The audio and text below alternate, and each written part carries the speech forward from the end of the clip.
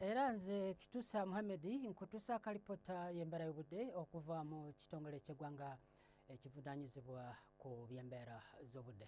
Wakyaliwo empewo enkalu ezikuntanga ziva eri mu ddungu ly'Obuwarabu erisangibwa eri obukiikakkono bwa Ssemazinga Africa nga zoolekera ensi yattu, era ensonga lwaki ebitundu by'eggwanga ebisinga obungi embeera y'obudde ekyali ya mukalwe.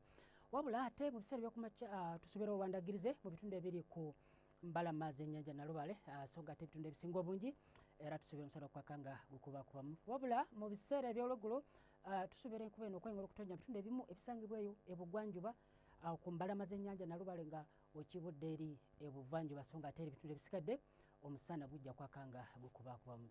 Ebbugumu ery'olwaggulu tulisuubira okuviira ddala ku diguli za 27 kutuuka ddala ku 3 mu bitundu by'eggwanga ebisinga obungi okuggyako mu nsozi Omukabaale okuba ku diguli 22. Era bwe tugezaako ne tulaba ate ku mbeera y'obudde mu kibuga nga Cape Town, Beijing tusuubira omusana okwaka, so nga ate London ne Washington DC otusuubirawo olwandagirize. Embeera eyo ya bunnyogovu naddala kusinga ddala mu Washington awo. Ebisingako awo genda ku mutimbagano gw'ekitongole kyaffe nga bw'ogulabawo ku lutimbe beera bulungi weraba.